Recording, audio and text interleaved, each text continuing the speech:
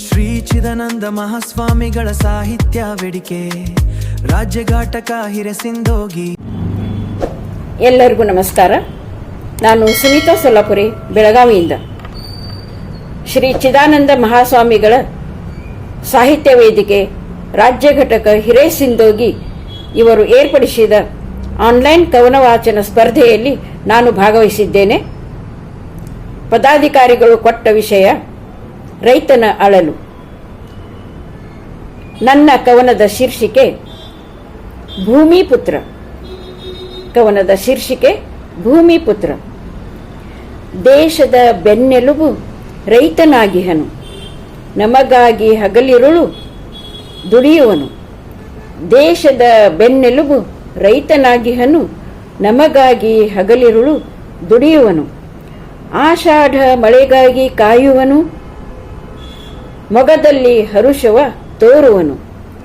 ಆಷಾಢ ಮಳೆಗಾಗಿ ಕಾಯುವನು, ಮೊಗದಲ್ಲಿ ಹರುಷವ ತೋರುವನು. ಚಕ್ಕಡಿಯ ಹೂಡುವನು ಮುದದಿಂದ, ಹೊಲದೆಡೆಗೆ ಸಾಗುವನು ಭರದಿಂದ.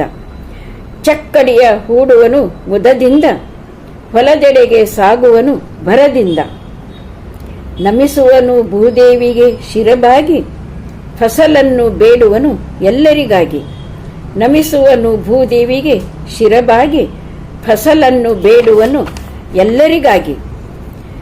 ತಟ್ಟೆ ತುಂಬ ಚಿನ್ನವಿದ್ದರೇನು ಸಖಿ,